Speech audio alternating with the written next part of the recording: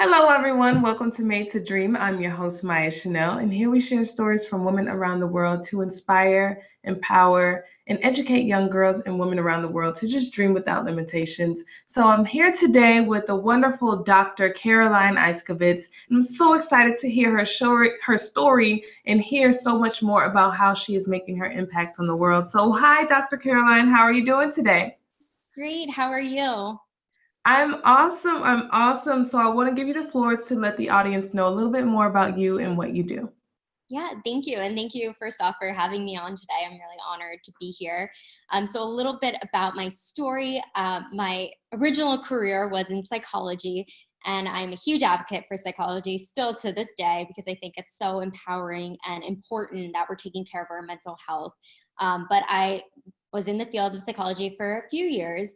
And I got my doctorate in clinical psychology with a specialization in marriage and family therapy. And through my work, working in private practice, in schools, working with the entire dynamic of individuals, whether at the school with the parents, the coaches, the teachers, the child, um, to really see how our mindsets and how different factors play into our just overall well-being was a really enlightening experience. And then working in private practice, my youngest client was 4, my oldest was 65, and I really got a variety of working with Mhm. families, couples, individuals. And it just really gave me such a perspective and insight to the human mind and psyche, because I think everybody has a different story and everyone's story matters and is important and empowering. It's just being able to lift them up. And so I love the work I did as a therapist, and moving into the coaching world, I was able to apply everything I learned there to now my female entrepreneurs that I work with. And the reason for that shift was a lot of the burnout I had experienced and not really taking care of myself. So that's in the forefront of everything I do with myself, first and foremost, because I like to practice what I preach, and being able to enlighten my women entrepreneurs to really focus in on how are they taking care of themselves and balancing themselves so they can show up for their business, for their relationships, for themselves first and foremost. Because when we take care of ourselves, everybody else benefits from our energy, from who we are and how we stand in our power. So that's what I do now.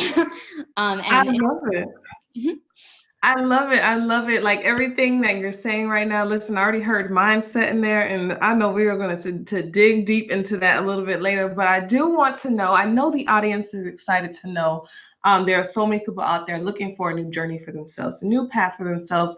What led you to psychology?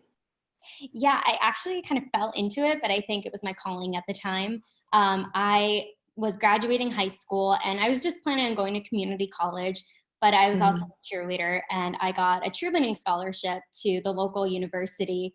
And through my experience there, psychology was one of the majors that I had really got to take classes on and learn about. And through my course in psychology, I just fell in love with the human mind and how Mhm. people interact and our behaviors, and how we, one situation can really impact us and affect us. Yeah. So that's kind of how I fell into it. And then I just, after I graduated my bachelor's, you can't do much with the bachelor's in psychology. Right. So I was like, all right, well, I graduated in 3 years instead of 4. I was just always on that track of ambition, and I can do anything I set my mind to. Mhm. I didn't think I was going to go to the doctor, but I did. And I got into a master's program, and then I applied for the doctorate and got into the doctorate after the master's. So I just, like I said, I really fell in love with just understanding people. And I feel like I am definitely a people person, and I just want to be able to hold the space for people. And that's the beauty of psychology and just human nature too. Being able to have that compassion for one another and really just being able to have that support. I love it. I love it. And I love the aspect of being able to understand others, be compassionate for others, because I think sometimes in this world we get caught up and we forget that everyone is not alike. Everyone is not made in the same way. Everyone does not think in the same way. And being able to understand others, even as a business owner, can essentially help your business grow, because if you understand your target audience, if you understand what people want, other than you're just yourself, you can you can fly so much higher than just trying to say, oh well, I like it this way, so this is the way it's supposed to be. So I Yes. think, opening yourself up to other people's thoughts, their feelings, their emotions, it just kind of opens you up to a new perspective and set your mindset in the right direction. You already know where I was going. Yes. Listen, before this conversation, guys, Dr. Caroline and I were talking about mindset. I was like, listen, my audience already knows that I am huge on mindset. If you don't have the mindset, you can't do it. You can't, you got to, the mindset is the first step. Even when you're working out or trying to diet or something, like you have to be in the right space within your mindset. So I'm huge on that. What are some of the things that you would teach your clients in psychology? How would you say that a business mindset is different from helping coach someone in their personal mindset? Yeah, I think it's very different because I think it starts with us, but like with business, it's about pivoting, especially with like what's going on in the world right now. A lot of Mm-hmm. people have had to pivot, and you thought one way was the only way, or how you were growing your business, it had to completely shift. But Mm-hmm. for my clientele, I think too, and just in general, when it comes to our personal mindset, it's believing in ourselves, because everyone's going to have an opinion about what you're doing, how you're doing it, and it's an opinion. I had this conversation with my dad the other day about like opinions and how like the weight of an opinion is, that's exactly what it is. You get what you pay for. It's free. Right. Whatever it's worth. But I think too, when we're actually being able to identify what makes sense for us and living in our values and our truth and our belief, that's where the foundation piece is. When it comes to business, is being able to be open-minded, and there's a huge aspect of like a fixed mindset and a growth mindset, and I'm sure you've talked Mhm. about this several times, so Yes. you're very familiar with it. But it's true. It's like, do you avoid a challenge or do you embrace it? How do you approach it? And it goes back to like what we were just talking about, perspective. When we have an open perspective, or seeing that it's not just our way, it's like, how can we incorporate our beliefs and our values, but with this new way of thinking? How can we be innovative? And as business owners, everyone's innovative. We're trying to just Mhm. master our craft, whatever that may be, but living in our belief and knowing there's something bigger out there and we can continue to evolve. We're never stuck. And that's where I Mhm. think, like, when we get in that fixed mindset, we become stuck. But how do you get out of that? And I think it's just that belief and knowing your truth. And it's okay to have moments of, what am I doing? Or feeling overwhelmed. But it's also, it's okay to feel that way, because your feelings are valid. But coming out of Mhm. that is the important part, and knowing you can.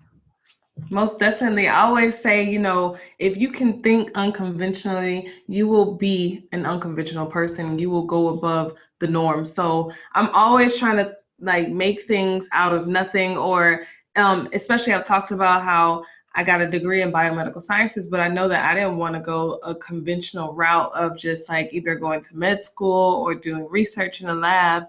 I used the knowledge that I had to help myself with fitness. I used the knowledge that I had to help myself with nutrition. Everything that I learned, I used it with myself, or I use it to help others in my business, because there's so many things that you can take from areas that you don't even know that, wow, like this can help in this area as well. And you don't even think in that kind of way to put it into that perspective. So I definitely understand you on that. What are some of the differences you would say, or what are some things that you have learned in your professional experience where are there certain things that may hinder us from changing our mindset?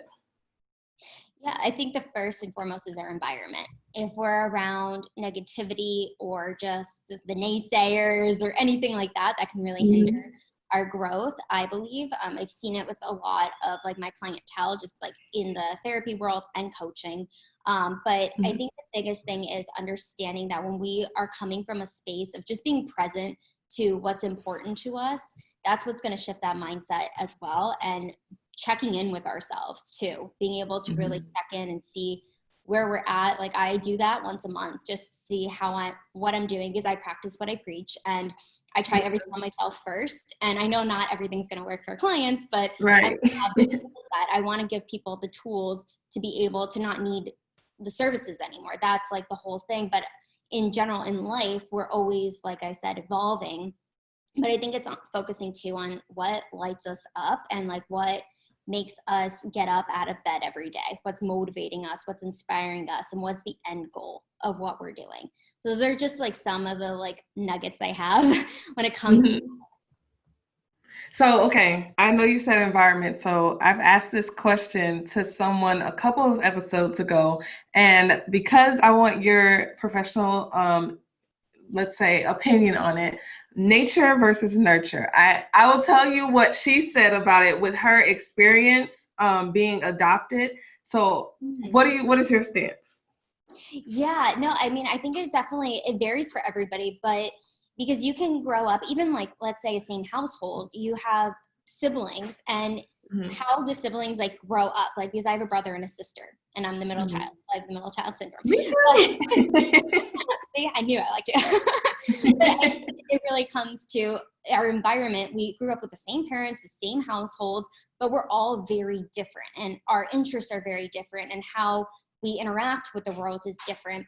We have the same core values in some way or another, but I think the environment does play a part, but I think it's what's inside of us, like what's embedded in us too, on a Mhm. psychological level as well.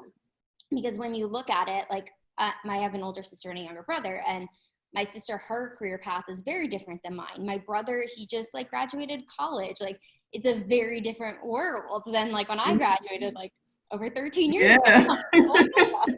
But I think it plays a part, but also like environment, like nature versus nurture, it's very different. And like I'm excited to hear what you have to say of what she had said, but I think it does play a role, but whatever is really like in the mindset, like in our psyche, and like what's supposed to happen unfolds the way it's supposed to happen. Like, I'm a firm believer in that. I'm like, the universe, Yes.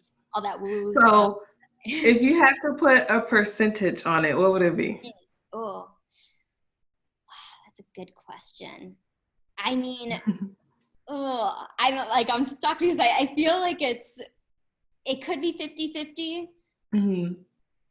but I feel like nature versus nurture, I think like it's It's more, like a give or take. yeah, Yeah. I I don't know. feel like it's like a give or take, but it leans more towards the 50-50, but it's like it sways. So basically what she was saying was that, she was adopted and she had these really great parents, but they were so different from her. She learned a lot of life lessons from them. She took a lot of values and morals from them, but she always felt like she was different. Like she was like this very outgoing person who was kind of like she loved like a hippie lifestyle in a sense, not necessarily that, but in an essence, that's what she loved. But they were just like very modest and things like that. So then she said when she was 18, she actually met her birth mother and she was like, wow, this is a spitting image of me. we literally like the same things. So I was like, wow, that's literally 50-50 right there. Yeah, no, you're so right. And it's so crazy too, because like my dad's like a retired school principal, and he used to always say this, and that's like what you just said kind of resonates with that. He's like, you could have the best parents and the kid could be so different, and like vice versa, Mhm. because of like the genetics and like how the child's made up, and like It's what crazy. it's just like it's mind-boggling. No, seriously, seriously. So, what would you say have been some of your biggest obstacles that you've had to overcome, switching, let's say, becoming a psychologist, or even switching from your clinical psychology field to your coaching field? What are some of your biggest obstacles? Yeah, I mean, the most recent was when I had switched from working in the psychology field to coaching. In psychology, especially going through school, one of the number one things that they're always like embedding in us is like confidentiality, which is so important. And I still do that with coaching clients for sure. But I think Hmm. that putting yourself out there is like, you didn't do that. And that was also years ago. So like, it's a little different now. There's more people coming into the social media space, but we were Uh-huh. told, hide your profiles. You don't want clients to find you. You want to be very selective of like what you put out there and just talking about yourself. It was very close knit. So moving into the coaching world, I had to go from one extreme to the other, like really putting myself out there. And I was like, how do I do this? Right. It took me a good, like, year and a half to be comfortable, like getting in front of the camera and talking about myself. I'm like, wait, why? It was very like this world wants you to be all out there now. Like back in the day, it was like literally keep everything private, keep it under the rug. Don't let anyone know. This is your secret. Your life is a full secret. Don't let anyone know any details. But now it's like literally let everybody know everything. Let them know everything you do every second of the day. And it's like, whoa. I can't make this big jump. Yeah, no, it's definitely a process. It was a journey, and it was about mindset too. And I think once I got more comfortable and just being my authentic self has been beautiful, because people gravitate to who you are, and like everybody has a space in this world, and it's just connecting with your tribe and like the people that are really gonna resonate and hear you and hear your messages and connect to them and get something from them. And that is my mission, to like make the world a better place and have a massive impact. And that was the other reason I transitioned, was I really wanted to make a bigger difference. Like I was definitely making a difference in the therapy world, and I loved it. And like I said, I'm a huge advocate for it, but it was one-to-one clients or group sessions, versus now in coaching, I can say a message on one of my posts and that resonates with 5 people in that moment, and they took something from it and they start applying it to their life. And I've made a difference. And that's like my goal of everything I put out there. I want to impact people. I want them to just stand in their light and feel that they matter and they're important, because they are. And that's my biggest mission. But being able to do that now, I have this platform to do that. And I think that's so important for everybody. I love it. No, definitely. Like be able to shout from the rooftops, let people know what is your passion and your purpose on this world. And I love that you said, you talked about, you want to make an impact, you want to make a difference in this world. So I know that as our lives change and we evolve into different people, we evolve into a different person as we learn more and experience more things. How would you say your version of success has changed over the years, and how do you currently define your definition of success? Yeah, I think when I was starting like college, I would say I would take it back to that, like success. I was like, okay, by this age, I will have A, B, C, and D, and everything will be great, and I'll live happily ever after. That was not the case. But I think my idea of success has been, okay, what was I successful about today? Like I'm much more in the present than future thinking. I'm definitely innovative and want to like always be thinking of the next thing. But I think I've been able to really just be in the present and really just digest like the beauty of life and live in the moment, to really appreciate the things around me. And gratitude has really been a game changer for me in the last 4 years of just working in therapy and coaching. But my idea of success now is what lights me up, what has made an impact for that day, who have I touched, whose life have I touched? Because I think that's where my success is, when I see other people be successful based off of a conversation or just an impact of some kind, because that's what it's about for me. I just want to really bring more love in the world. And I mean, I talk a lot about self-love, and it really starts internally, so we can spread that. Like it's spreading kindness and love. And that's my idea of success. I love it. I love it. I think, as we see different things, as we're able to accomplish different things, everyone's version of success is going to be different, and that's okay. But I think it's important when you find out what makes you happy and what drives you and what fuels your passion in this world. I think that's when you really just like come into full circle of yourself, and when you've really achieved like full self-love within yourself. If you had to say what is a life lesson that you've learned over the years, what would it be? Your most important life lesson. Oh, the pressure's on. No, I mean, I love this question, because I think it's really, it embodies self-love and boundaries. I think that's been my biggest lesson, because I was a former people pleaser for sure, and always trying to please everybody else but myself. Like, can't do that. Definitely not. But I think it's really being able to have that love for myself has completely shifted things, because I've been able to really set strong boundaries and stand in power and feel so powerful, but also creating a space for others. And I think that's been my biggest life lesson, is because I've never given up in focusing on, okay, how can I get better? How can I improve? But how can I also take care of myself and have this balance within myself? And being able to do that, that has shifted my entire world. Being able to stand in my power and not let other opinions or anything else affect me in that like vision, that tunnel vision I have for myself and like where I'm headed.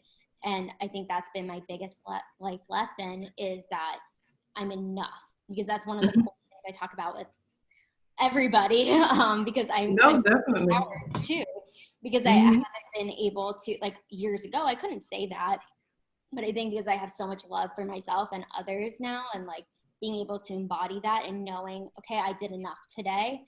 I am enough, and it doesn't define of like, okay, I did A, B, C, and D. It's more of like, I stood in my light. I made some kind of change for somebody today, whatever it may be, even if it's just giving a smile to somebody, like something so insignificant that I would think, but like it could change somebody's world.